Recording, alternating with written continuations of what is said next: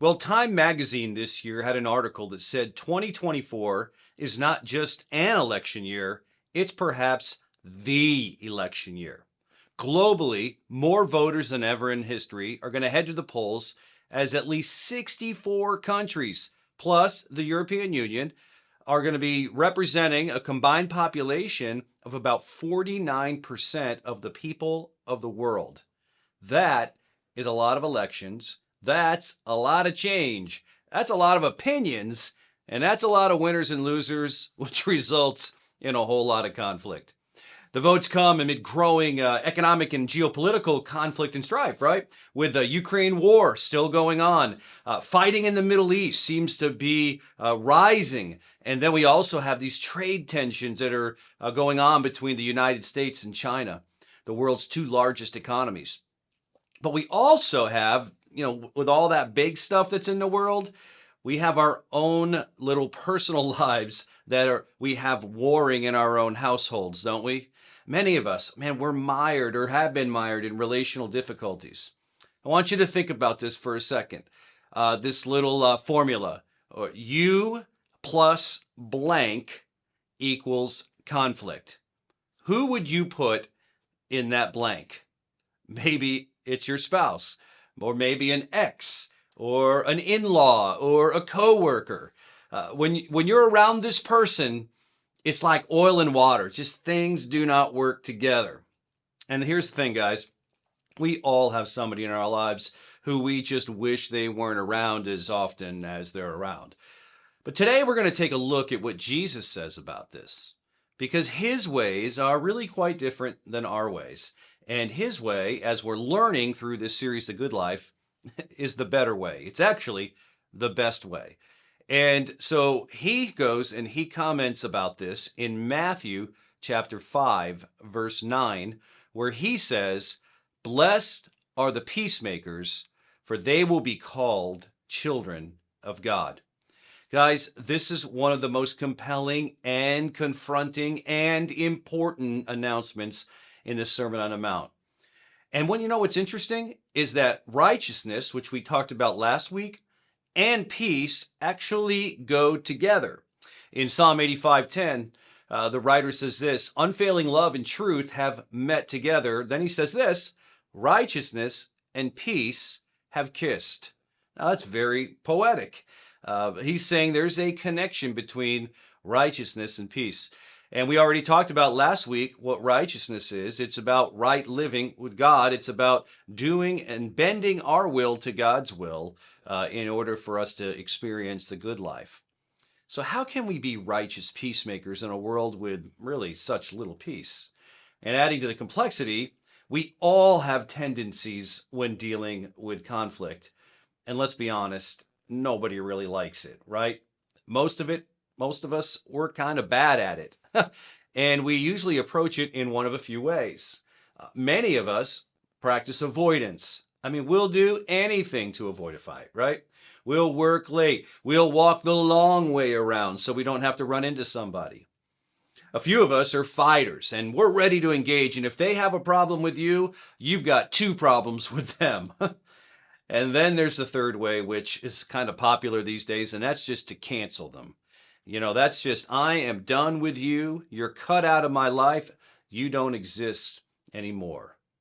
Now, Jesus is talking to people who are really angry and they're really frustrated and they really want peace and they are willing to fight for it. These people remember the Maccabean revolt. Now, you might wonder what that is. Well, the time between the Old Testament and the New Testament, we call those the silent years in the scriptures. At around 167 BC, the Maccabees led a revolt and they chased, and the Maccabees were like a family, a ruling family in Israel. But they led this revolt and it chased the Greeks out of Israel. And they were successful. Man, they rededicated the temple to God. There was peace and prosperity in the land. But then, a few decades later, the Romans showed up. And it was messy. And it was really bloody. These Romans came into town, they leveled towns, they enslaved, writers say, 30,000 people, and they even crucified 2,000 Jewish men. I mean, very heavy handed. Now, these people who have experienced this or have ancestors who've experienced this are waiting for the next Maccabean revolt. And they're just thinking maybe Jesus might fit the bill. But then Jesus says something that they're not ready to hear, that they really are not interested in hearing. He drops that line, blessed are the peacemakers. You know, peacemakers, what are they? Well, they're different than peacekeepers.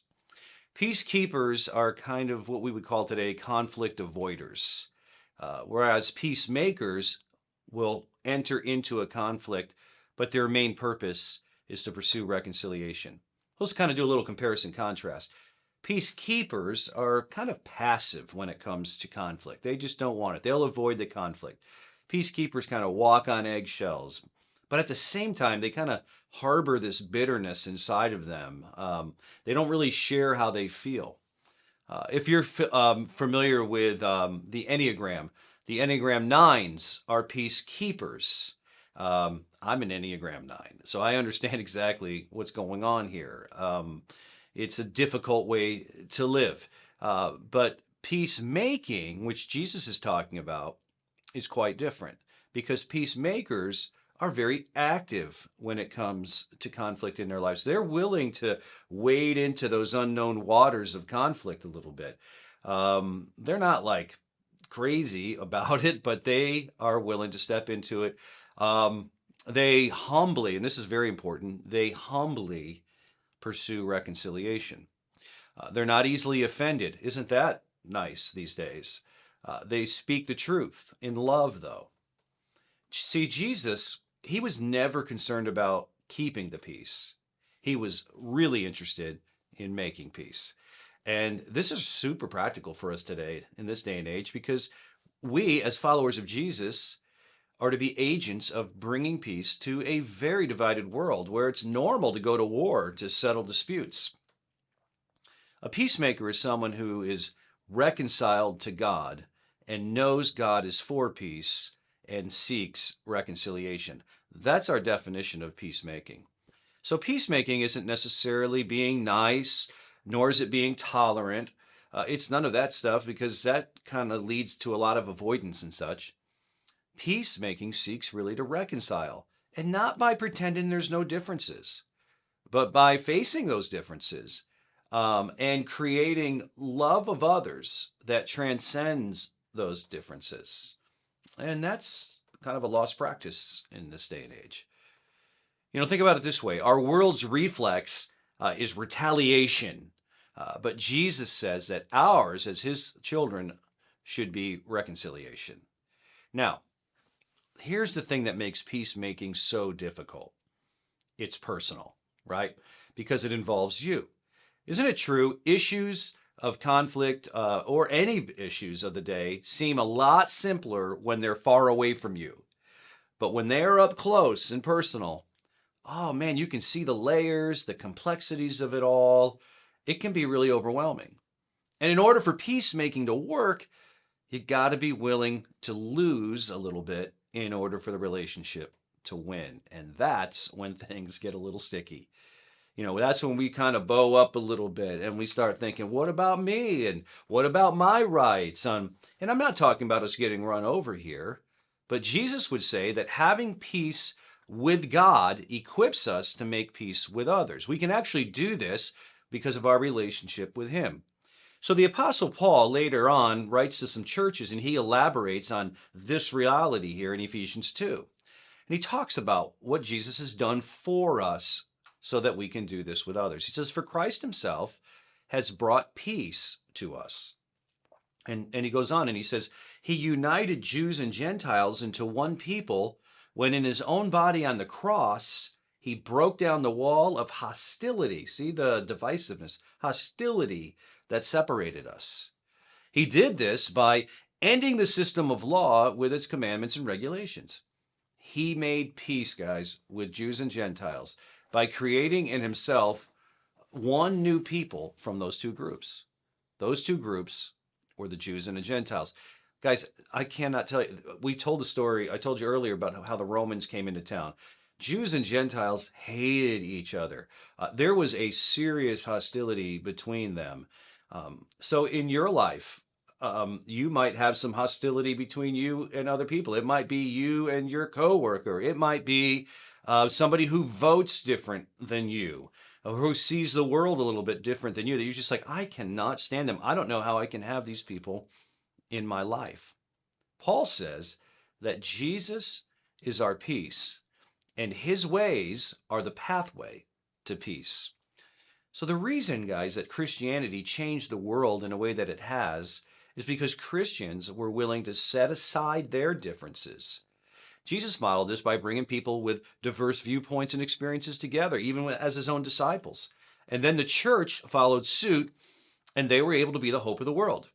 Paul goes on to write in Ephesians, in his own body on the cross, he, speaking of Jesus, broke down the wall of hostility that separated us. He did this by ending the system of law and its commandments and its regulations. Jesus' death brings all of us together. And no matter what we think, or what side of the aisle we're on, or however we see the world, we all have one thing in common. We all need Jesus. So maybe another way to look at what Paul's getting at and what Jesus was wanting us to understand as well is the image of the cross. We're all very familiar with it. People wear cross necklaces. We see images of the cross all over the place. The cross is really an image of this at work. So you have the vertical piece of the cross, which represents peace between us and God. All right. And when Jesus died on the cross, instead of us being at war with God, we now have peace with God. We're at peace with God. But it's not meant to end that way. There's also that horizontal piece, and that horizontal piece is peace with others. It's being able to relate to one another, to be a blessing to other people. We're to have peace with them. But we have that because of our peace with God. That's what gives us our stability, our foundation to do this. So because of what God has forgiven us for, we've got the capacity to forgive others for what they've done to us. Now, I know that our stories are really complex and layered. Some of you might be listening to this and going, you have no idea what I've gone through in this, and the hurt that I've experienced. And I would agree that some of us have been hurt far worse than others. But Jesus says overarchingly here with this, what he's trying to help us understand is that we can live in such a way that we can experience the good life. And the good life is the grudge-free life. So how do we do this? How do we walk through something like this? What's the practical pathway through peacemaking? Well, later in his Sermon on the Mount, Jesus tells us very practically what reconciliation can look like. And it's found in Matthew 5:23. He says, so if you're presenting a sacrifice at the altar in the temple, and you suddenly remember that someone has something against you, leave your sacrifice there at the altar. Go and be reconciled to that person. Make things right. Then come and offer your sacrifice to God. So what would that mean for us today? If Jesus was speaking today, he would say, okay, it would be like if you had tickets to the Yukon Huskies basketball game. You're in line at the Gamble Pavilion. Or maybe you have tickets to the Taylor Swift concert at Madison Square Garden. Before you enter that arena, turn around and go and make things right. It's just that simple, and it's just that difficult. So what he's saying here is not to put this off in life. He says to go immediately. Now, I understand when somebody hurts you initially, or you hurt them initially, there might be a little bit of a waiting period just to cool down and to calm down, but ultimately, sooner is better than later. The second thing that he's saying here is that we are to go directly to the person, to talk to them, not about them. That complicates matters dramatically. And to not be as afraid to do this, because many times repair strengthens relationships. There's research behind that. But then finally, Jesus always taught this way, and he modeled this way. We're to go humbly.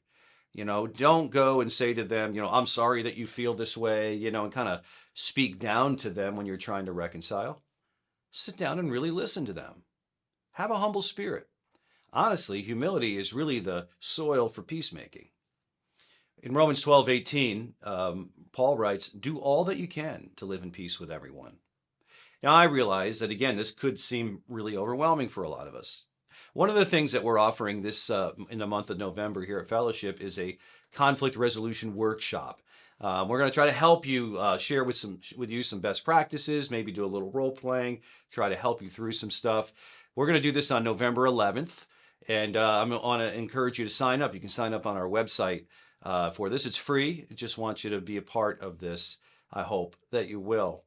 But another pathway to peacemaking really is through the virtue of hospitality. Now, this is November's virtue of the month for us. November brings with it the election, but it also brings with it Thanksgiving.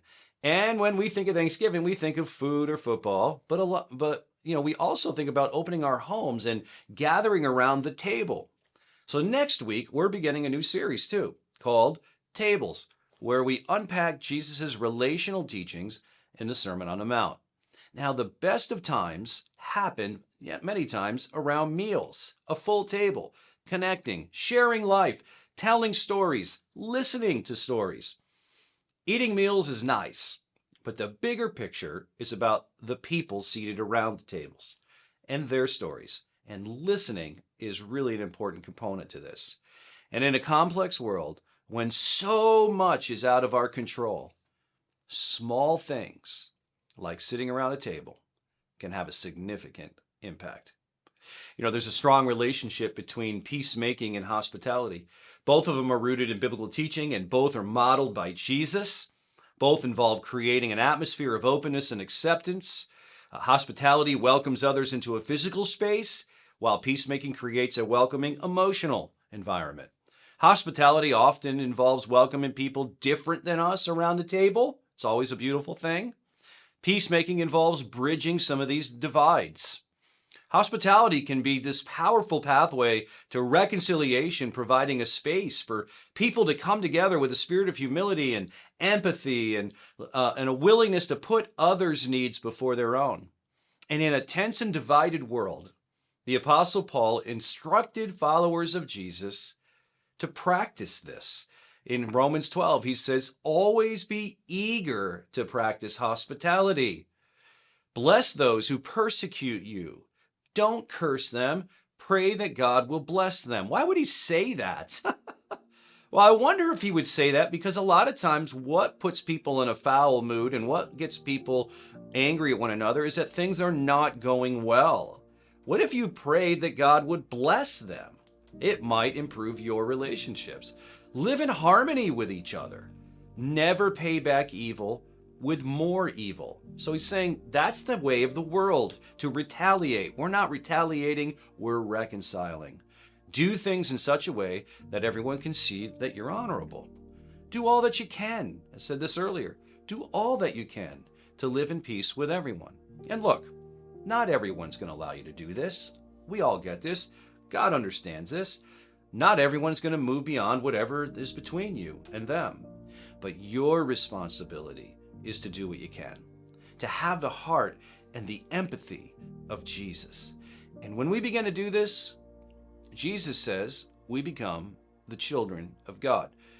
The Message translation of Matthew 5:9 says this: "You're blessed when you can show people how to cooperate instead of compete or fight. That's when you discover who you really are and your place in God's family." Guys, being the children of God means being on God's side, because God is a God of peace, and God will be with you.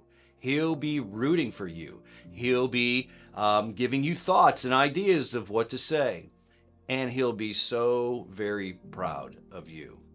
And if you step into this, you just might experience the good life.